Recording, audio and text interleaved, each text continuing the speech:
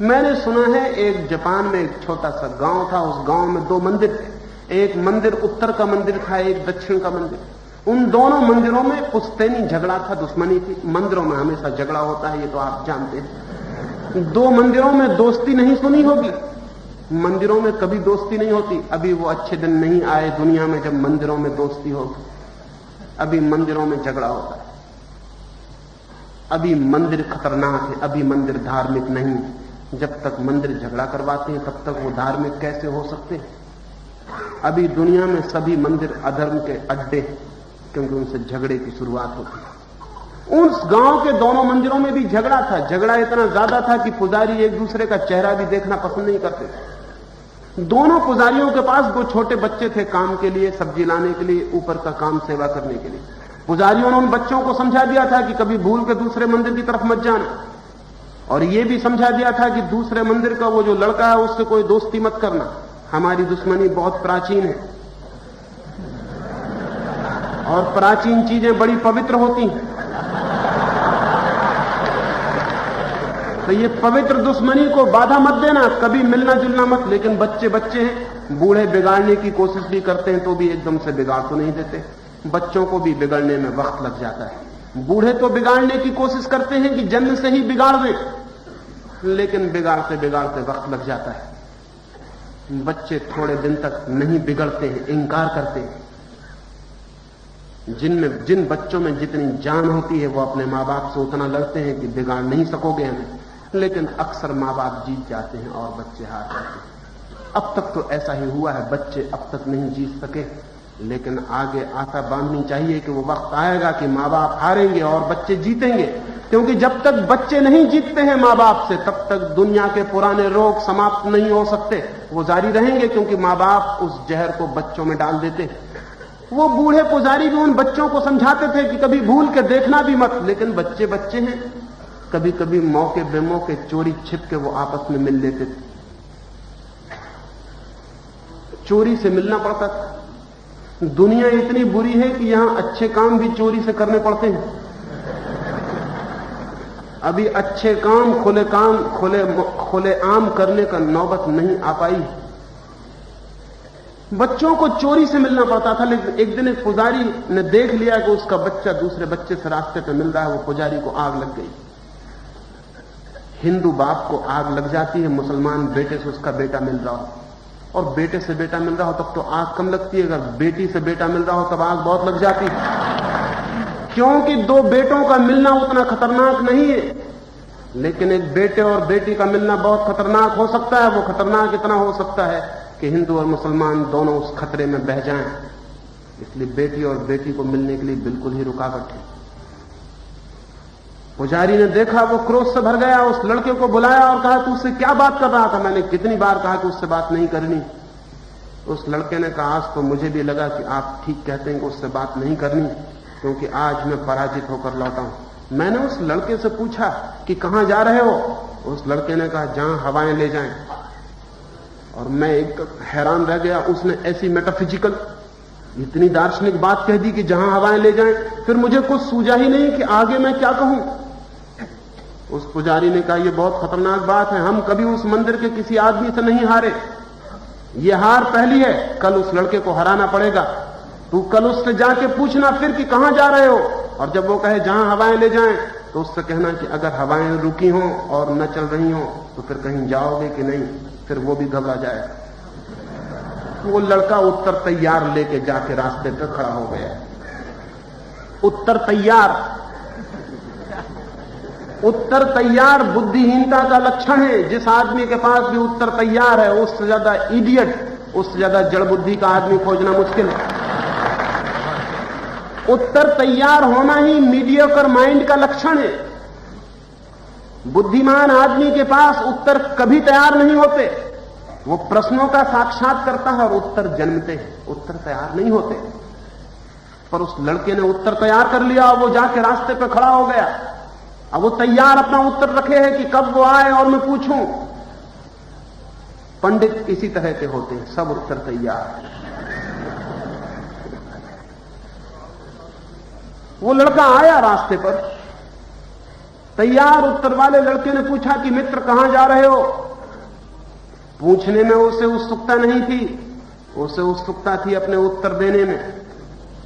बहुत कम लोग हैं जिनकी उत्सुकता पूछने में होती है, बहुत अधिक लोग ऐसे ही हैं जिनको अपने उत्तर में उत्सुकता होती, और जिन लोगों को उत्तर में उत्सुकता होती उनका पूछना सदा झूठा होता है।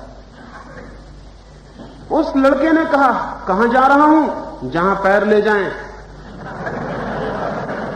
अब बड़ी मुश्किल हो गई, क्योंकि उत्तर तैयार था। अब क्या करें, अब क्या न करें, वही उत्तर देना व्यर्थ हो गया है। क्रोध आया बहुत, अपने पर नहीं, इस लड़के पर कि बेईमान है, अपनी बात बदलता है। कल कहता था कि हवा जहां ले जाए, आज कहता है कि पैर जहां ले जाए, बेईमान। लेकिन लौट के अपने गुरु को कहा कि वो लड़का तो बहुत बेईमान निकला। उस गुरु ने कहा कि उस मंदिर के लोग सदा से बेईमान रहे, नहीं तो झगड़ा हमारा क्या है? क्या वो उत्तर बदल गया? वो तो बदल गया। जो बुद्धिहीन है उन्हें कभी ख्याल ही नहीं आता कि जिंदगी रोज बदल जाती, जिंदगी बड़ी बेईमान। सिर्फ मुर्दे नहीं बदलते, जिंदगी बदल जाती। फूल बदल जाते हैं, पत्थर उनके नीचे वैसे ही पड़े रहते हैं, वो बिल्कुल नहीं बदलते।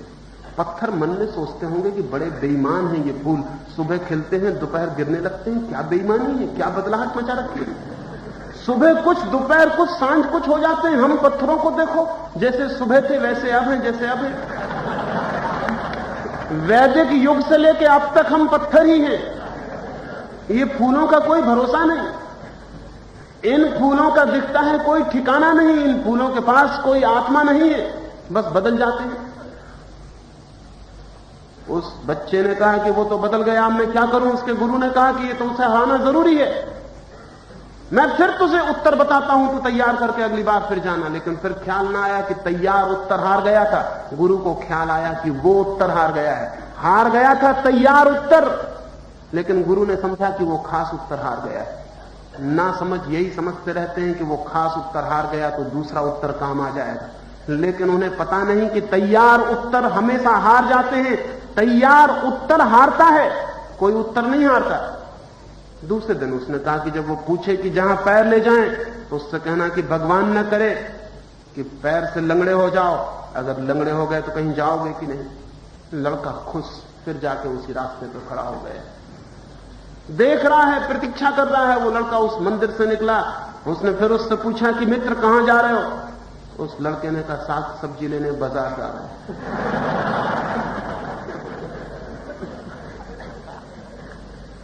ये हमारा देश तैयार उत्तरों से पीड़ित है। यहां सब उत्तर तैयार हैं और कोई आदमी जिंदगी के किसी सवाल को सीधा एनकाउंटर, सीधा साक्षात करने के लिए तैयार नहीं।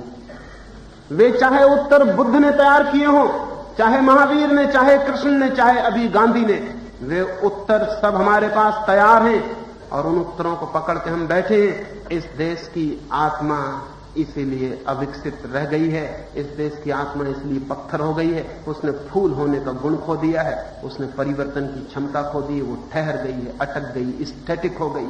और अगर कोई कहे कि छोड़ दो तैयार उत्तरों को, तो हम कहेंगे हमारे महात्माओं को छीनते हो, हमारे गुरुओं को छीनते हो, हमारे तीर्थंकरों को छीनते हो, बड़े दुश्मन हो हमारे। कोई आपके तीर्थंकर नहीं छीन रहा है, कोई आपके महात्मा नहीं छीन रहा है, लेकिन आप इतने जोर से पकड़े हुए हो कि आपको लगता है कि कहीं छिन न जाए। पकड़ने की वजह से ये डर पैदा होता है कि कहीं छिन न जाए। पकड़ना छोड़ दो, कोई तीर्थंकर नहीं छिनेगा, कोई महात्मा नहीं छिनेगा। वो अपनी हैसियत से कुछ है, आपके पकड़ने की वजह से कुछ भी नहीं है। लेकिन हम जोर से पकड़े हुए हैं, हम उनको सहारा समझे हुए। गांधी ने कुछ उत्तर दिए थे और गांधी एक अद्भुत आदमी थे। मैं मानता हूं कि गांधी ने हिम्मत की थी, उनके पास तैयार उत्तर नहीं थे। हिंदुस्तान में अगर पिछले 2000 वर्षों में किसी आदमी ने हिंदुस्तान के जीवन को गति दी तो वह आदमी गांधी था, और गति देने का एकमात्र कारण था कि उस आदमी के पास तैयार उत्तर नहीं थे। हिंदुस्तान के दूसरे सारे नेताओं के पास तैयार उत्तर थे, गांधी के पास तैयार उत्तर नहीं था। इसलिए गांधी हिंदुस्तान की जिंदगी में बड़ा बेमौजू था। हिंदुस्तान के सभी नेता गांधी से परेशान रहे। हिंदुस्तान के बड़े नेताओं ने गांधी के प्रति पीछे छिप के हंसी और मजाक भी की कि यह आदमी गड़बड़ है, क्योंकि यह आदमी कब क्या कहेगा, कब क्या करेगा, इसका कोई भरोसा नहीं। यह आदमी बदल जाता है। यह आदमी सुबह कुछ कहता है, सांझ कुछ कहता है, पिछले वर्ष कुछ कहा था, इस वर्ष कुछ कहने लगता है। यह आदमी भरोसे के योग्य नहीं है। लेकिन गांधी अकेले आदमी ने इस मुल्क को इतनी गति दी जितने इस मुल्क के हजारों लाखों महात्मा मिलकर इसको नहीं दे सकते थे। कैसे दी इस आदमी ने गति? इस आदमी के गति देने का बुनियादी सूत्र यह था कि इस आदमी के पास तैयार उत्तर नहीं था। यह आदमी जिंदगी को जीने की कोशिश किया, जिंदगी को सामना करने की कोशिश की, जिंदगी से जूझ के जो उत्तर आया वो इस आदमी ने दिया। लेकिन वो उत्तर भी इसने कभी नहीं माना कि ये अल्टीमेट है, चरम। इतना ही कहा कि अभी ये सूझता है, कल दूसरा भी सूझ सकता है, परसों तीसरा भी सूझ सकता है। हिंदुस्तान के किसी महात्मा ने कभी इस तरह की भाषा नहीं बोली थी। हिंदुस्तान के महात्मा हमेशा चरम भाषा बोलते हैं। वो कहते हैं कि ये आखिरी उत्तर है, ये सर्वज्ञ की वाणी, बस इसके आगे अब कुछ भी नहीं, ये अंतिम हो गया। तो गांधी ने बड़ी हिम्मत की और कहा कि ये सर्वज्ञ की वाणी नहीं है, एक खोजी की वाणी है, एक खोजने वाली की। इसलिए अपनी किताब को नाम दिया सत्य के प्रयोग। सत्य की उपलब्धि नहीं, एक्सपेरिमेंट्स विथ ट्रस्ट। भूल चूक की संभावना है प्रयोग में, भूल चूक की संभावना को स्वीकार किया। इस आदमी ने एक अद्भुत काम किया। हम इस आदमी के पीछे फिर पड़ गए हैं कि इसने जो अद्भुत काम किया था उसको खत्म कर दें, उसकी हत्या कर दें। हम कहते हैं गांधी का वाद बनाएंगे, हम उत्तर तैयार रखेंगे, जो गांधी ने उत्तर दिया था वही उत्तर हम आगे भी देंगे। बस गांधी की हत्या शुरू हो गई। गांधी का वाद यानी गांधी की हत्या। जिस आदमी का वाद बनाओगे उसी की हत्या हो जाएगी। और लोग मुझसे कहते हैं कि मैं गांधी का दुश्मन। गांधी का दुश्मन कौन? जितने लोग गांधी का लेबल लगा के खड़े हुए हैं वो सब गांधी के दुश्मन हैं। गांधी के लेबल की बिल्कुल जरूरत नहीं है। गांधी की जिंदगी को समझने की जरूरत है। और अगर समझेंगे तो पहला सूत्र यह समझ में आएगा कि गांधी के पास तैयार उत्तर नहीं, और हमारे पास भी तैयार उत्तर नहीं होने चाहिए। हम भी जिंदगी को समझें और देखें और पहचानें।